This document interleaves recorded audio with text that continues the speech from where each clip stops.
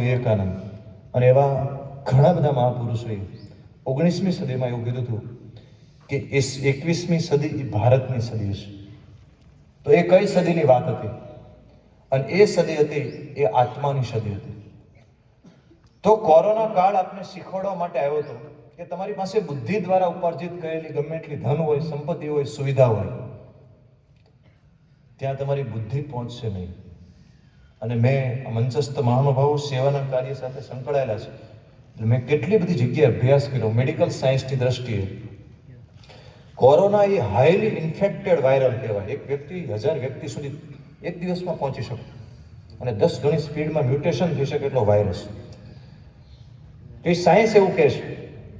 તો જે વ્યક્તિ શમશાનની અંદર લાશ ઉઠાવી અને એનો અગ્નિ સંસ્કાર કરતો હોય, એનું કન્ટામિનેશન સૌથી પાવરફુલ હોય, એટલે સૌથી વધારે એની નજીક હોય, તો સૌથી વધારે મૃત્યુ શમશાનની લાશ ઉઠાવવા વાળાનો હોવો જોઈએ.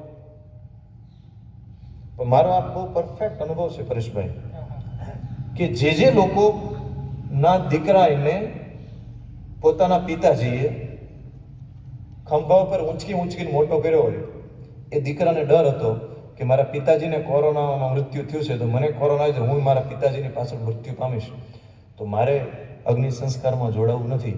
ત્યારે સમાજના સેવાભાવી લોકો જેની કોઈ આંખની ઓળખાણ નથી, એક લાકડા ભેગા કરી ખાસ કરીને ઓમિક્રોન સેકન્ડ વેવની અંદર એ અગ્નિ સંસ્કાર આપતા હતા. અમારો સર્વે છે અને અત્યાર સુધી કોઈ મને એવું સર્વે ખોટું નથી પાડ્યું. ખોટું પડે તો હું જાહેરમાં સ્વીકારીશ કે અગ્નિ સંસ્કાર જે કોરોનાની લાશના સંપર્કમાં રહેતા હતા એને મૃત્યુ થવું જોઈએ અને કોરોના થવું જોઈએ, એક પણ વ્યક્તિને ઊની આંચ પણ ન થાવી સાહેબ. એનાથી ચમત્કાર તો જો તમે એના પરિવારના લોકોને પણ ઊની આંચ ન થાવી. આનું શું કારણ? રાજભા ગઢવી મારા મિત્ર છે, લોક સાહિત્યકાર. અમારે હમણાં થોડાક દિવસ પહેલા એમને ત્યાં જવાનું થયું, એમના ઘરે નેસમાં. ત્યારે રાતે રોટલા હતા ત્યારે મેં ચર્ચા કરી હતી કે ચોગટ ગામમાં 10,000ની વસ્તીમાં 121 લોકોના મૃત્યુ થયા. ઉગામેડી ગામમાં લગભગ 97 આસપાસ મૃત્યુ થયા. ચમાડીમાં કિશોરસિંહ ગોહિલ વિભાગ કાર્યવાહ છે રાષ્ટ્રીય સ્વયંસેવક સંઘમાં, એમના શબ્દો કે સાહેબ મારા ગામમાં 5,000ની વસ્તી 100 લોકોના મૃત્યુ થયા. દિહોર ગામમાં એક પણ મૃત્યુ નથી, 15,000ની વસ્તી છે. દિહોરનું ગામ, બાજુનું ગામ ભદ્રાવળ ગામ, 7,000ની વસ્તી, 73 લોકોના મૃત્યુ. શું કારણ? એકમાત્ર કારણ કે આખા ગામ આયુર્વેદ શાસ્ત્ર જે ઋષિઓ આપેલું, ઉકાળેલું પાણી, ચરક સંહિતાની અંદર, વિમાન સ્થાનની અંદર આખો એક અધ્યાય છે, જનપદો ધસ વિમાની અધ્યાય, કે એક સાથે પેન્ડેમિક ડિઝીઝ ફેલાય ત્યારે તમારે કઈ રીતે કંટ્રોલ કરવું, એની પ્રથમ ચિકિત્સા છે ઉષ્ણોદક, ગરમ પાણી. તો તમને થાય આખી દુનિયામાં આટલું બધું સંશોધન ચાલે, રિસર્ચ ચાલે અને ગરમ પાણી? હા, શાસ્ત્રમાં લખ્યું છે. શાસ્ત્રમાં એટલા માટે લખ્યું છે કારણ કે એને લોકોની મજબૂરીનો ઉપયોગ કરી અને અર્થોપાર્જન નહોતું કરવું, એના જીવનમાં મનુષ્યને જીવ માત્રનું કલ્યાણ હતું, એટલે એને સાચી ચિકિત્સા આપી. અને રિયલ મારા લાખો લોકોના કોવિડના મારા અનુભવના આધારે કહી શકું કે કોઈ પણ તાવ હોય કે પછી કોરોના હોય, ફ્લૂ હોય કે ભવિષ્યમાં જે કાંઈ બાયોલોજિકલ વેપન વપરાય કે ન હોય, કોઈ પણ તાવ હોય, એનું સૌથી શ્રેષ્ઠ કોઈ હથિયાર હશે તો એ ઉકાળેલું પાણી હશે. દીપનમ પાચનમ જ્વરગ્નમ, ભૂખ લગાડે, પાચન કરે, જ્વર એટલે શરીર અને મનમાં રહેલા દરેક દોષોને દૂર કરે. આપણા શરીરમાં 3 ભાગ પાણી છે અને આપણા લોહીમાં 92% જેટલું પાણી છે. તમે વોટર બેલેન્સ કરી લ્યો તો બોડીના બ્લડના માધ્યમથી ઇન્ફેક્શન સ્પ્રેડ થવાનું હોય, સ્પ્રેડ ન થાય. એટલે આયુર્વેદમાં અલગ અલગ રોગ પ્રમાણે અલગ અલગ મેડિકેટેડ વોટર આપેલા છે, ઔષધિયુક્ત જળ આપેલા છે. પરેશભાઈ તો અષ્ટાંગ આયુર્વેદ ધામ આવી અવારનવાર એમના સ્નેહીજનો પરિવાર એ ખુદ આવતો હોય, મળવાનું થતું હોય. ત્યારે મારા દરેક દર્દીમાં 99.99% દર્દીમાં ચિકિત્સામાં ઔષધ સિદ્ધ જળ હોય. એનું કારણ આ ચરક સંહિતાનું રેફરન્સ છે. તો આપણી આસપાસ એવી ઘણી બધી ઔષધિ છે કે એનું પાણી આપણે પીએ તો આપણા શરીરનું બધું જ ઝેર બહાર કાઢી નાખે. અને આપણી જો ઇમ્યુનિટી પાવરફુલ હશે ને તો ભવિષ્યમાં કોઈ પણ પ્રકારના વાયરસ, બેક્ટેરિયા આપણા શરીરમાં આવશે પણ આપણે નુકસાન કરી શકશે નહીં. તો એ બધી ઔષધિઓ છે, એની તૈયારી આપણા શાસ્ત્રમાં છે અને વર્તમાન પ્રમાણે એનું આચરણ કરવાનું છે. ત્યારે એમાં 2-3 કારણ નીકળે. એનું સૌથી પહેલું કારણ હતું ભારતની સામાજિક વ્યવસ્થા. વિદેશમાં એકબીજા સાથે, સમાજ સાથે, એકબીજા સાથે આત્મીયતાથી એટલું બધું સંકલન નહીં, અને ભારતમાં આત્મીય સંકલન ખૂબ.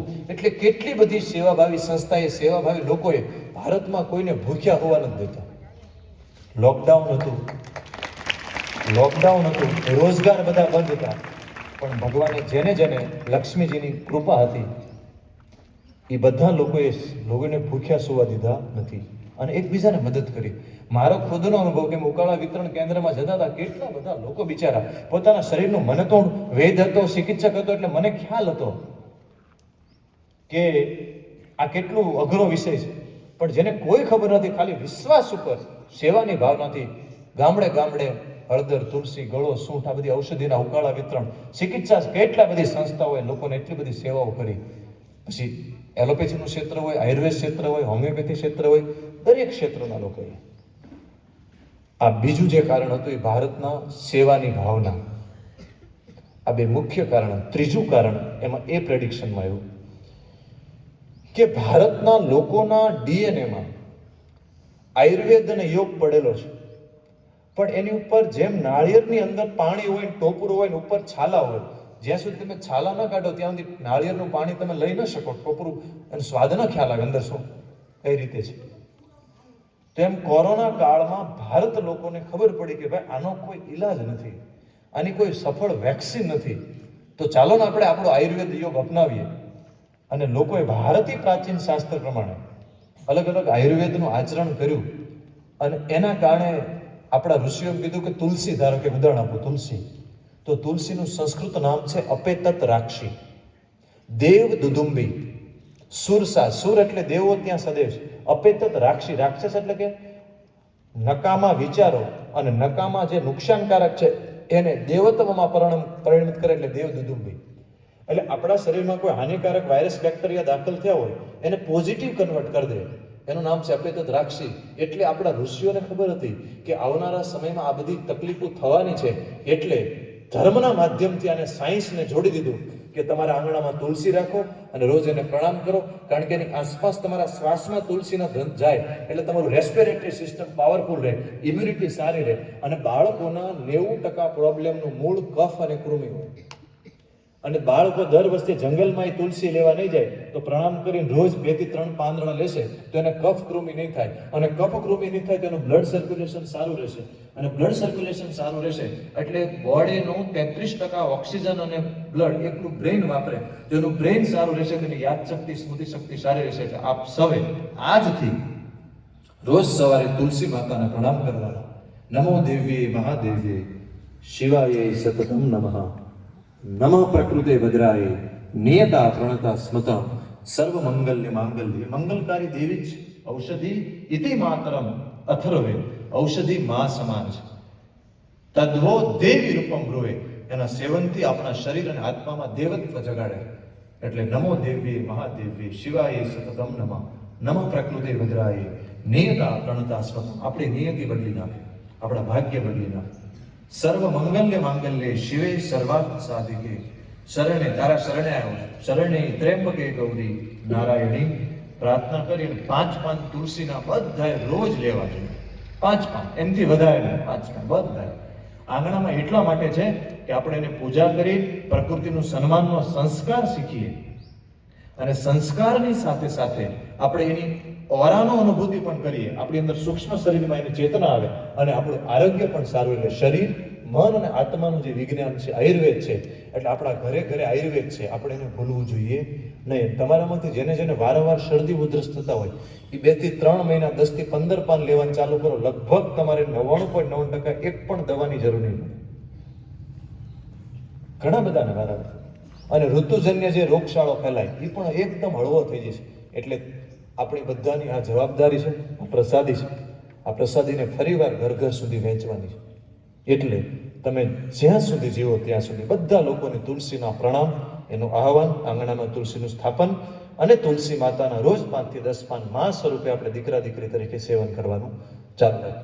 અતિશય માત્રામાં લેવાય નહીં, નકર ઈ તાસીરે ગરમ પડે.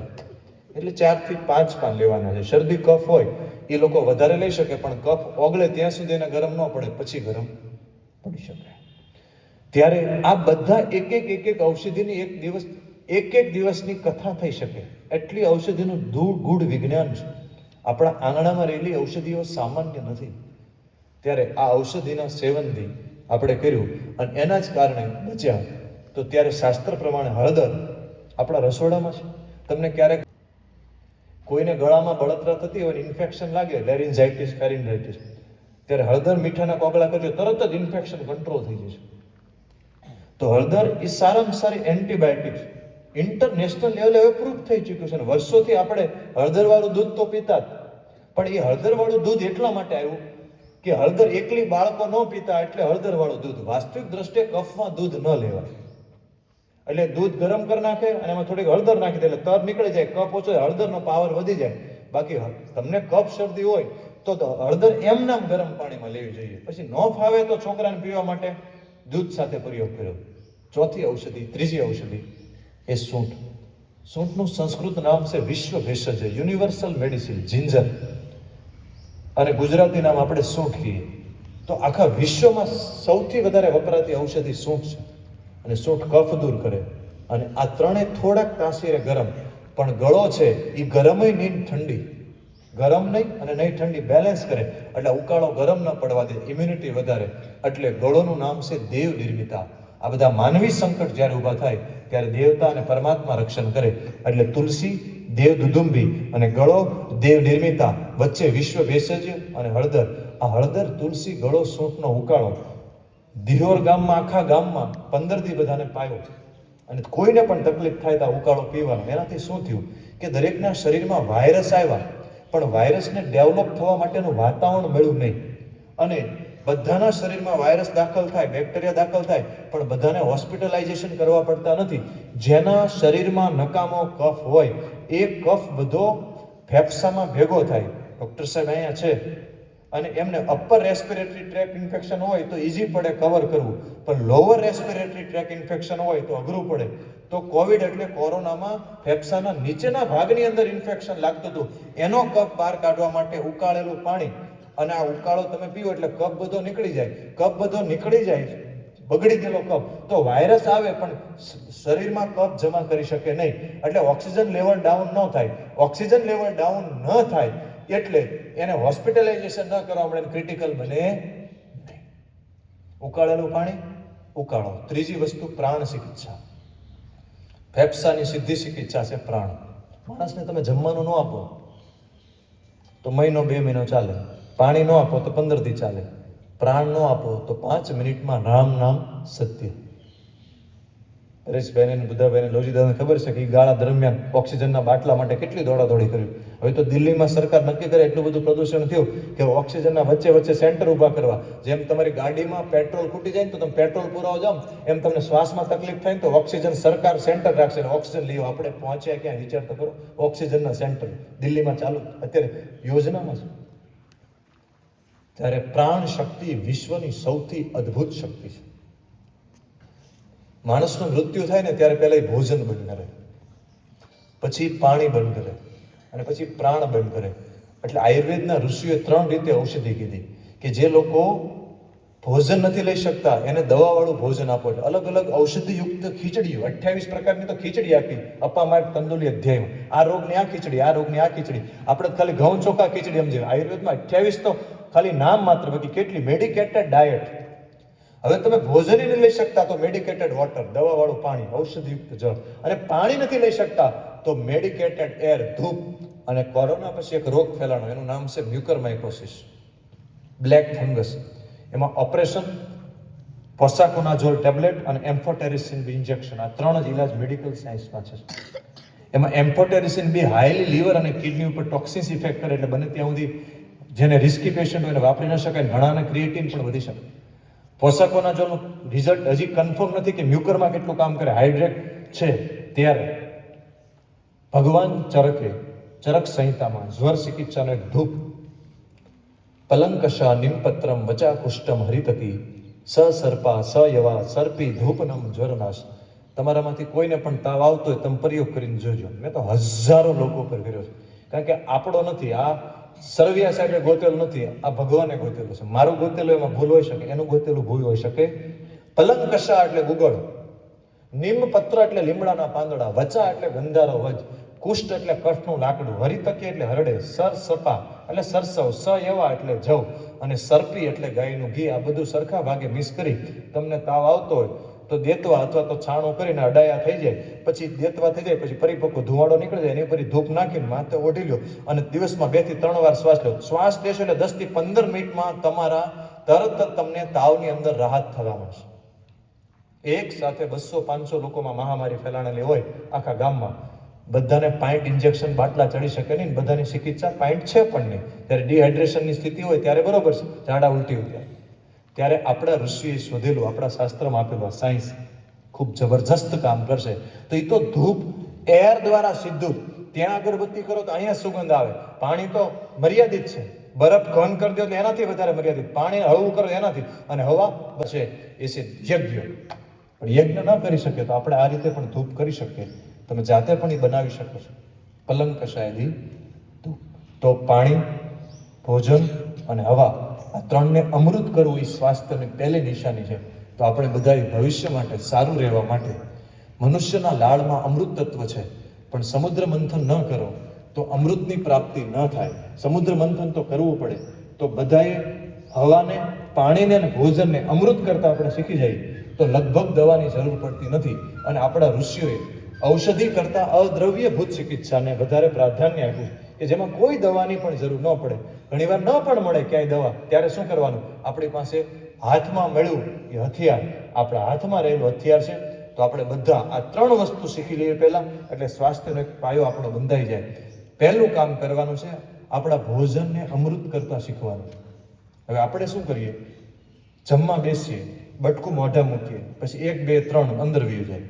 હવે બાકી આખું બટકું અંદર જાય, અંદર દાંત તો છે નહીં, એટલે અંદર પચે નહીં. પચે નહીં એટલે કાચું રહે. હવે કાચી કેરી હોય એમાંથી ગોટલું છૂટું ન પડે. કેરી પાકી હોય તો તરત તમે છૂટું પડી જાય. તો કાચી કેરી હોય એટલે પચે નહીં. પચે નહીં એટલે મળ કાચો બને. મળ કાચો બને એટલે ઝાડો સાફ ન આવે. હવે ઝાડો સાફ ન આવે એટલે શરીરનું જે ડિટોક્સિફિકેશન થવું જોઈએ એ બોડી ડિટોક્સ ન થાય. બોડી ડિટોક્સ ન થાય એટલે પછી પેટ ભારે લાગે, અપાન વાયુ બગડે, પછી ગેસ થાય, પછી પ્રાણવાયુ બગડે એટલે છાતીમાં ભારે ભારે લાગે, ગભરામણ થાય, પરસેવો વળે. અને આયુર્વેદમાં કીધું છે કે અપાન વાયુ બગડે એટલે પછી પ્રાણ સમાન વ્યાન બગડે, અને પછી હૃદય રોગ આવે. 3 મર્મ બગડે: હૃદય, બસ્તી ને શિર. એટલે અત્યારે તમે જો ડાયાબિટીસ, બીપી, કોલેસ્ટ્રોલ, થાઇરોઇડ આખા વિશ્વમાં સૌથી વધારે અત્યારે ભારત નંબર 1 ઉપર જઈ ગયું છે. એનું મુખ્ય કારણ શું? કે ભાઈ મોડર્ન લાઈફસ્ટાઈલ નહીં, આ સામાન્ય નિયમોનું આચરણ નહીં. મેં હજારો દર્દીને ડાયાબિટીસ, બીપી, કોલેસ્ટ્રોલના મારી ઓપીડીમાં જોયા, હજારોને રિપોર્ટ નોર્મલ કર્યા. પછી શાસ્ત્રના આધારે વાક્ય કહું છું કે ભગવાન ચરક ઉપર મને 10 ગણો રિસ્પેક્ટ થઈ ગયો સુશ્રુત સંહિતામાં, કે રોગાહ સર્વેપી વેગો ઉદીરણ ધારણે. એને વાક્ય લખ્યું, દરેક રોગનું મૂળ છે એ તમે જે કુદરતી વેગ છે એને ધારણ કરો અને ઉદીરણ કરો. તો ઝાડો, પેશાબ, પરસેવો શરીરમાંથી એકદમ શુદ્ધ અને સાફ આવવો જોઈએ. દિવસમાં 1 વાર પરસેવો વળવો જોઈએ, ઝાડો સાફ આવવો જોઈએ, અને પેશાબ પણ ખુલાસીને આવવો જોઈએ. ન આવે તો શરીર ડિટોક્સ ન થાય, કચરો જમા થાય તો બધા રોગ થાય. મોડર્ન મેડિકલ સાયન્સ પણ સ્વીકારે છે કે બોડીને અંદર ફ્રી રેડિકલ્સ વધી જાય ત્યારે બધા ડિઝીઝ થાય, લાઇફસ્ટાઇલ ડિસઓર્ડર. તો તમે બોડીમાં કચરો જમા ન થયો તો ત્યાં સુધી પહોંચશે નહીં. એટલે દરેક રોગનું મૂળ કયું? તાકે રોગા સર્વેપી મંદેગ્નો. પાચન શક્તિ મંદ પડે ત્યાંથી દરેક રોગ થાય. અત્યારે B12 ની ખામી, કેલ્શિયમ ઘટે, આયરન ઘટે, થાક લાગે. આમાં કેટલી બધી દીકરીઓ છે 50%, થોડુંક માથું દુખવા મળે, થાક લાગે, કળતર લાગે, નબળાઈ લાગે, ચક્કર આવે, પરસેવો વળે. આ બધાનું કારણ શું? Nutrition deficiency. તો હું તમને એક સરળ ઉદાહરણ સમજાવું. મારી ઓપીડીમાં કેટલા બધા લોકો અનુભવના આધારે કહું. સિટીનો માણસ હોય, કાજુ, બદામ, પિસ્તા, ફ્રૂટ બધું જ ભોજન જે ન્યુટ્રાસ્યુટિકલ કહેવાય બધું જ ભોજન કરતો હોય, છતાં એને થાક, નબળાઈ, કળતર, B12, કેલ્શિયમ બધું જ ઓછું હોય. ગામડાનો મજૂર વર્ગ હોય, શેવાડાનો માણસ ઝૂંપડીમાં રહેતો હોય, આખો દી પરસેવો પડતો હોય, બાજરાનો રોટલો મરચું ખાય છે, છાશે ન મળે, ઘણીવાર શાકે ન મળે, શાકમાં ગાંઠિયા બટેટા, એક પણ લીલોતરી શાકભાજી ન હોય, છતાં એને એક પણ વિટામિન ન ઘટતા હોય, અને ઓલું બધું જ ખાતો હોય છતાં એક પણ વિટામિન વધતા ન હોય. બેમાં ફરક કયો? બંનેમાં ફરક માત્ર એટલો છે, વ્યાયામમાં અગ્નિ ઉપજાય છે, ઓલો પરસેવો પાડે છે ને ઓલો પરસેવો પડાવે છે, બસ 2 જ થાય. એટલે આ મગજમાં એકવાર ફિટ ડાયાબિટીસના દર્દી આવે એટલે પહેલા તો પરસેવો એકવાર પાડો એટલે 50% ડાયાબિટીસ ગયું. પહેલી treatment diabetes, BP, cholesterol, thyroid, ડાયાબિટીસમાં ખાસ. કારણ કે મેદ થી ક્લેદ વધે અને ક્લેદ વધી ગયેલો ક્લેદ વારંવાર પેશાબ દ્વારા બહાર નીકળે છે. તો તમે પરસેવા વાટે મૂત્રસ્ય ક્લેદ વિદ્રુતિ, સ્વેદસ્ય ક્લેદ વાહનમ શાસ્ત્રમાં લખ્યું. એટલે પરસેવા દ્વારા ક્લેદનું વહન કરી નાખો તો પેશાબની વિદ્રુતિ ન કરવી પડે તો કિડની ફેલર ન થાય. કે ડાયાબિટીસ વધ્યા પછી લાસ્ટમાં કિડની ફેલર તરફ આપણે જઈએ. તો એકવાર પરસેવો પાડી દેવો. ઝાડો સાફ આવશે, દરેક એક રિપોર્ટ કરવાના, દરેકને આવડવા જ જોઈએ. તો માણસ બીમાર છે કે સારો એ ખબર કેમ પડે? સવારમાં જાગે, ટોયલેટમાં જાય અને 2 મિનિટમાં ટ્રેક્ટર ખાલી થઈ જાય.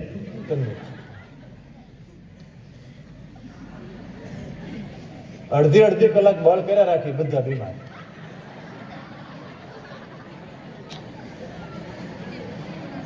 હવે તમારે તમારી જાતને પૂછો, તમારે ટ્રેક્ટર, જો મેં 2 હરખા બેઠા છો બાજુમાં, જો આ પાસળી છે ત્યાંથી આ પેટ અંદર છે, બસ ચાલો. હવે જેનું પેટ બહાર છે એને ઘરે જઈને એક પ્રયોગ કરવાનો. આવી રીતે હાથ આમ રાખવાનો અને આપણે કોઈનું મૃત્યુ થાય તો દેદો કૂટે, ખબર તમને? દેદો આવી રીતે કૂટે આમ. તો મૃત્યુ અકાળ ન થવા દેવું હોય તો આ દેદો કૂટવો જોઈએ. કારણ કે આ દેદો બહાર આવે તો એ દેદામાંથી ડાયાબિટીસ, બીપી, કોલેસ્ટ્રોલ, થાઇરોઇડ, કમર, મણકાના દુખાવા બધા થાય.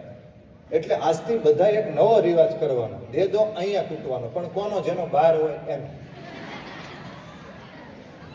એટલે જો તમારો બહાર હોય તો તમારે ઘરે જઈને અરીસાની સામે જવાનું અને અરીસાની સામે જઈને આમ કરવાનું કે હું બીમાર છું, હું બીમાર છું, હું બીમાર છું, આવું કરવાનું. હવે તમારા હગાવાલા કોઈ હોય, કોઈ મિત્ર હોય, સર્કલ હોય, મામા હોય, માસીના હોય, નજીકના હોય, તો એ બધાના પેટ બહાર હોય તો આપણે ભવિષ્યમાં બીમાર ન પડે તો આપણે એનો દેદો કૂટી દેવાનો, તમે બીમાર, તમે બીમાર. એટલે તમને પૂછશે કે ભાઈ કઈ રીતે બીમાર, ત્યારે તમારે કહેવાનું કે અમારી સ્કૂલની અંદર આવી રીતે તળાજાથી સર્વે જ ગુણો એની અંદર જાગૃત થવા મળે, યાદ શક્તિ, બુદ્ધિ શક્તિ, સ્મૃતિ શક્તિ વધવા મળે. અને અત્યારે હજારો લોકો શરીર સ્વસ્થ બને, મન પ્રસન્ન બને અને આત્મા આનંદિત થાય. તમારા અનુભવના આધારે મને એવું લાગે કે મહામૃત્યુંજય મંત્ર જે છે એ આયુર્વેદ છે. શરીર, મન અને આત્મા ત્રણેય ઉપર કામ કરે. અને અત્યાર સુધીમાં લાખો દર્દીઓ પર આનો અનુભવ કરી ચૂક્યો છે. 2 દર્દી એક સાથે હોય, બેને એક સરખી દવા હોય, એક જ સરખી બીમારી હોય, પણ 5 મિનિટ આ પ્રોસેસ કરે એના રિઝલ્ટમાં જમીન આસમાનનો ફેર પડે. અને એ છે મેડિકેટેડ એર, એટલે કે પ્રાણ શક્તિ. મેડિકેટેડ ડાયટ એટલે ભોજનને અમૃત કરવું, પાણીને અમૃત કરવું. હવે પ્રાણને અમૃત કરવું હોય તો પ્રાણાયામ કરવું પડે. અને મહામૃત્યુંજય મંત્ર આપણે બધા એવું માનીએ છીએ કે ભગવાન ભોળાનાથનો મંત્ર છે. તો ભોળાનાથ કોણ છે? દેવોનો દેવ મહાદેવ. બધી દેવ મહાદેવ એટલે શું કરે? બધા મને એક વિદ્યાર્થી પ્રશ્ન પૂછ્યો કે બ્રહ્મા સર્જન કરે, દાદા વિષ્ણુ છે એ પાલન પોષણ કરે અને શિવ સંહાર કરે. તો કે આવો ડાયો ભોળોનાથની સંહાર કરે? મારી પાસે પહેલી વાર પ્રશ્ન આવ્યો એટલે મેં કીધું કે મારે તને શાંતિથી જવાબ દેવો પડશે. એટલે ભગવાનને મેં પ્રાર્થના કરીને સંધ્યામાં બેઠો ત્યારે મને પ્રશ્નનો જવાબ મળ્યો કે શિવ સંહાર કઈ રીતે કરે? એ તો દેવોનો દેવ છે, દાદા કે આપણે ભોળાનાથ દાદા તરીકે, આપણે દાદા એમ ચાંદા મામા સૂરજ દાદા એમ ભોળાનાથ દાદા કે સંહાર કરીએ કે ન કરી શકે. પણ ઘણી વાર નવું બિલ્ડિંગનું નિર્માણ કરવું હોય ને તો જૂના બિલ્ડિંગમાં હથોડા મારવા પડે અને હથોડા મારીને તમે સફાઈ કરો ત્યારે નવું રિનોવેશન થાય. એટલે જ્યારે વિશ્વના રિનોવેશનની જરૂર હોય ને ત્યારે શિવ છે એ રિનોવેશન કરે. એ સંહારક તત્વ જ નથી, કલ્યાણકારી તત્વ છે. તન્મે મન શિવ સંકલ્પ વસ્તુ એ મહામૃત્યુંજય મંત્ર આપણા શરીર, મન અને આત્મામાં રહેલા બધા જ દુર્ગુણોનો સંહાર કરી અને દિવ્યતા પ્રગટ કરે અને જીવને શિવ સ્વરૂપ બનાવવાનો મંત્ર એટલે મહામૃત્યુંજય મંત્ર. એ ખાલી શબ્દો નથી, એ સાયન્ટિફિક પ્રોસેસ છે. ત્ર્યંબકમ યજામહે, 3 અંબિકા સહિત પરમાત્માનું યજન કરવાથી વોટ હેપન્સ, શું થાય? તમે પણ જો 3 અંબિકા સહિત ભગવાનનું નિત્ય યજન કરો તો તમારી અંદર પણ થાય. કારણ કે વેદનું વિજ્ઞાન છે. સુગંધિમ પુષ્ટિવર્ધનમ, અંદર રહેલી દિવ્ય ગુણો સુગંધિત થાય, પુષ્ટ થાય. ઉર્વા રૂકમિવ બંધના, બધી જ નેગેટિવ એનર્જી દૂર થઈ જાય. મને યાદ નથી રહેતું, મને સાહેબ બહુ ખીજાય છે, મને કોઈ ગણતું નથી, બધું થઈ જાય. ઉર્વા રૂકમિવ બંધના મૃત્યુર મોક્ષી યમામૃતા. 7મા ધોરણમાં હું સ્કૂલમાં પ્રાથમિક શાળામાં અભ્યાસ કરતો અને અમારા શિક્ષકે એક વાક્ય બોલ્યા, બીપી, કોલેસ્ટ્રોલ, થાઇરોઇડ ને હૃદય રોગમાં જિંદગીભર ટીકડી લેવી પડે, આ માન્યતા છે, હકીકત નથી. દવા, આયુર્વેદ દવાનો 30-40% રોલ છે, પણ મારો અનુભવ એવો છે કે જેને ડાયાબિટીસ, બીપી, કોલેસ્ટ્રોલ, થાઇરોઇડ હોય એ પહેલા તો રેગ્યુલર પ્રાણાયામ ચાલુ કરે, ચાવીને જમવાનું ચાલુ કરે, દહીં અને દૂધની જગ્યાએ છાશ કરી નાખે. વજન વધારે હોય તો છાશ ફરજિયાત, વજન ઓછું હોય તો દૂધ લઈ શકે છે ગાયનું. ફરી વાર કહું છું, વજન વધારે હોય કંટ્રોલ કરે, ચાવીને જમે, મીઠું ઓછું કરી નાખે, ખાંડ બંધ કરી નાખે, તેલ ઓછું કરી નાખે, તલનું તેલ કરી નાખે, કપાલભાતી, અનુલોમ વિલોમ, પ્રાણાયામ કરે, ચાલી શકતા હોય તો એકવાર પરસેવો પાડે, અને ઘઉં અને ચોખા, એમાં ઘઉંને ચાળી લ્યો, ચોખા પોલિશ કરે, એ બંધ કરી અને જવ, જુવાર અને બાજરો, એમાં જવ ઉત્તમ કરે અને ત્રિફળા ચૂર્ણ, હરડે, બેહડા, આંબળા, આમાં છેલ્લે મેં ત્રિફળ આપ્યું છે, એ 1 ચમચી નિયમિત લે તો એના શરીરમાં ઘણી બધી રાહત દેખાશે. તમારી જે કાંઈ દવાઓ ચાલતી હોય એ ડોક્ટરની સલાહ વગર સીધા બંધ કરતા નહીં, પણ ચેક કરતા રહેજો ધીરે ધીરે. આમાંથી જેટલાના વાલીને ડાયાબિટીસ, બીપી, કોલેસ્ટ્રોલ, થાઇરોઇડ હશે, એમાંથી 30-40% એટલું જ કરવાથી ટેબ્લેટમાંથી બહાર આવી જશે. પછી છેલ્લો રોગ કઈ અને પછી આપણે છેલ્લે મહામૃત્યુંજય મંત્રની જે વાત કરી હતી ત્યાંથી પૂર્ણાવતી તરફ જઈએ. અને છેલ્લો સૌથી મોટો રોગ જે છે એ છે મન. અત્યારે યુવાનોની અંદર ડ્રગ્સનું ચલણ ખૂબ વધી રહ્યું છે. ગુટકાથી શરૂઆત થાય, પછી તમાકુ આવે, પછી દારૂ, હેરોઇન, સુગર, બ્રાઉન સુગર, ગાંજો, સરસ, LSD. મારા પરમ મિત્ર છે અને એના વિદાય સમારંભની અંદર આપણે આયુર્વેદ કથા કરી હતી. પોલીસ ડિપાર્ટમેન્ટ જુનાગઢ, SP કક્ષાના લેવલે માણસે હોદ્દો છોડવો એ અઘરું છે અને 50 વર્ષની ઉંમરે શિક્ષક હતા, શિક્ષકમાંથી SP બન્યા અને 50 વર્ષની ઉંમરે જુનાગઢ SP માંથી નિવૃત્ત થયા માનની હર્ષદ મહેતા સાહેબ. અમારે ગિરનારના જંગલમાં 2-3 કલાક અમે બંને એકાંતમાં બેઠા હતા. બહુ બધી અધ્યાત્મ અને ભારતની સંસ્કૃતિ અને સામાજિક જીવનનો આખી વાત થઈ. એમાં મને આ વાત કરી હતી અને હું દરેક જગ્યાએ ત્યારથી આ વાત કરું છું, કારણ કે એને કીધું સાહેબ તમે વાત કરજો, તમે એટલા બધા એ ખાસ ડ્રગ્સ, કે પોલીસ ડિપાર્ટમેન્ટ સાહેબ ગમે એટલું મદદ કરશે, સમાજના સહયોગ વગર આવનારા ભારતમાં સૌથી મોટો ખતરો ડ્રગ્સનું દૂષણ છે. ગામડા લેવલે પહોંચી એ લોકો શું કરે ખબર?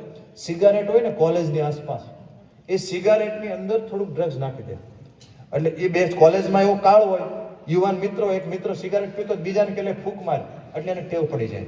દારૂની અંદર ડ્રગ્સ ભેળવી દે અને જે ડ્રગ્સ હોય ને બીજાને પીવડાય, હું લેવા તમને કઈ રીતે ટ્રેપ કરે, ટ્રેપ એ રીતે કરે કે તને આલે તો માવાનો વ્યસન કરે છે ને, હું તને પાવડર આપો, ખાલી એક ચણા જેટલો નાખ ને હવે માવો ખાજો, તને કેટલી મજા આવે. એટલે કોન્ટો આવે એ કે હાલે તું દારૂ પીવે છે ને, આ દારૂ આ વખતે રહેવા દે, ખાલી હાલે સૂંઘ હાલે. દારૂ તો તારે ગોતવો પડે, પકડવાની બીક, તો ખીચામાં રહી જાય ને ખાલી એટલું સૂંઘવાનું. સૂંઘ એટલે તને કેવી મજા આવે, બધી ઈઝી પડે, ગમે પાર્સલમાં આવી જાય અને સૂંઘ ઈઝી પડે. અને એ શું કરે ખબર? એને વ્યસન હોય એટલે તમને પહેલા એકવાર એમ નામ ચખાડે, પછી બીજી વાર એમ તમે તરત ચાહક થઈ જાઓ, એટલે કે હવે મને આપવું જ પડશે, તારે હવે આપવું પડશે, મારી પાસે એવું તારી માટે કઈ વ્યવસ્થા કરું, પણ અઘરું થાય, જો એટલા રૂપિયા થાય, અરે ગમે એટલા થાય, મને એકવાર વ્યવસ્થા કરી દે, એમ કરી કરીને આખું નેટવર્ક ચાલી રહ્યું છે. ત્યારે એનાથી બચવાનો ઈલાજ શું? કે આપણે આપણી ઇનર સ્ટ્રેન્થ વધારીએ. જેને પોતાની અંદરથી પોતાના કાર્ય અને ઈશ્વરના નામનો નશો હોય, એને નશો કરવા માટે કોઈ દી ઝેરની જરૂર પડતી નથી. ત્યારે આ પ્રાણાયામ અને યોગ તમને ખૂબ મદદ કરશે. હવે આપણે બધા કથાની, આપણી આયુર્વેદની સંવાદની પૂર્ણાહુતિ તરફ જઈ રહ્યા છે. ત્યારે મને બહુ જ આનંદ થયો, ખાસ કરીને આ સંસ્થાના ટ્રસ્ટીગણ અને દરેક ગુરુજનોનો વિશેષ અભિનંદન અને વંદન કરું છું કે છોકરાઓ, મારે દરેક સ્કૂલમાં જવાના હોય, દરેક સ્કૂલમાં સારા જ હોય, પણ આ સ્કૂલના છોકરાઓમાં ખાસ કરીને બધું હશે પણ વિનય અને વિવેક વિશેષ છે, મને દેખાય છે.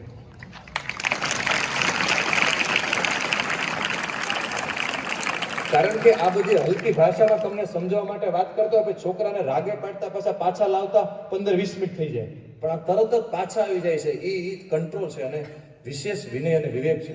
માતાને વિશ્વ ગુરુ બનાવવા માટે હું સંકલ્પ લઉં છું.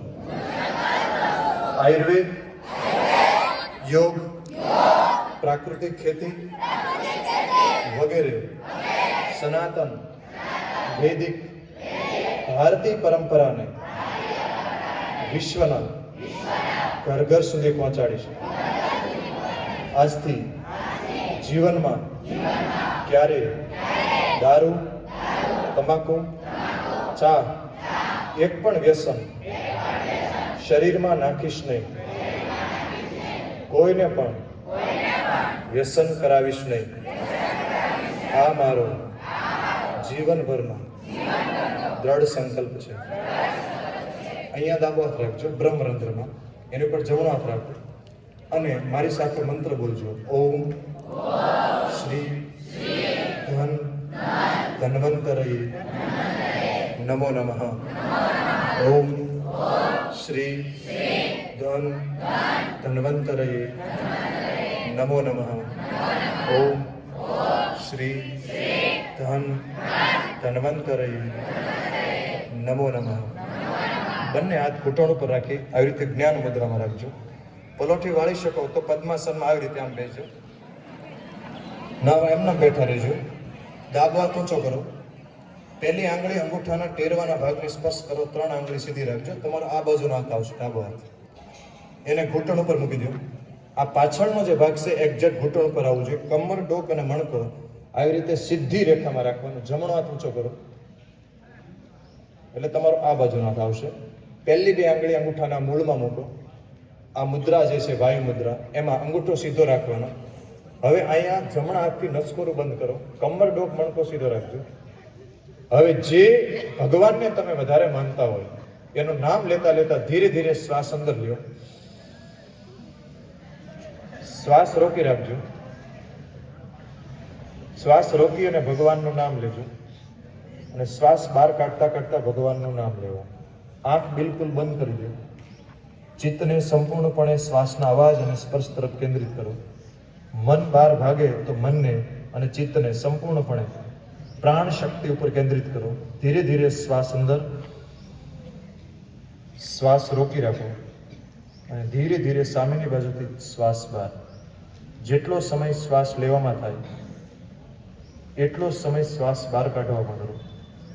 શ્વાસ લેતા લેતા ભગવાનનું સ્મરણ કરો. શ્વાસ રોકીને સ્મરણ કરો અને શ્વાસ બહાર કાઢતા કાઢતા સ્મરણ કરો. મંદિમ પુષ્ટિવર્ધનમ પૂર્વારુકમી વંદના મૃત્યુર્મોક્ષી યમામૃતા. ચાલુ રાખજો પ્રાણાયામ. દરેક લોકો આંખ બંધ કરીને હૃદયના ભાવથી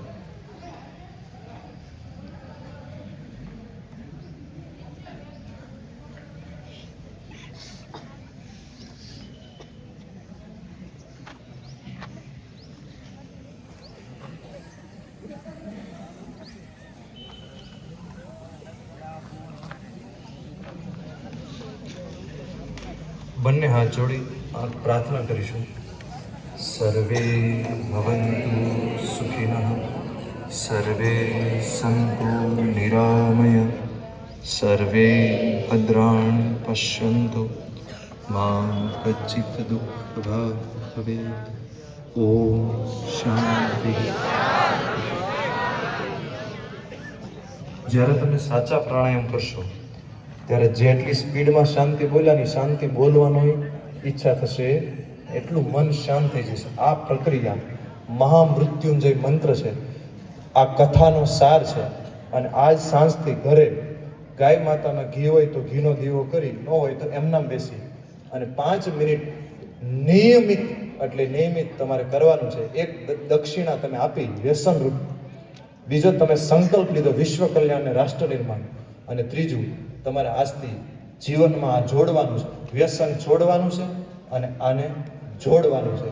આપ સૌના ચરણમાં ફરીવાર વંદન, નમસ્કાર, ધન્યવાદ.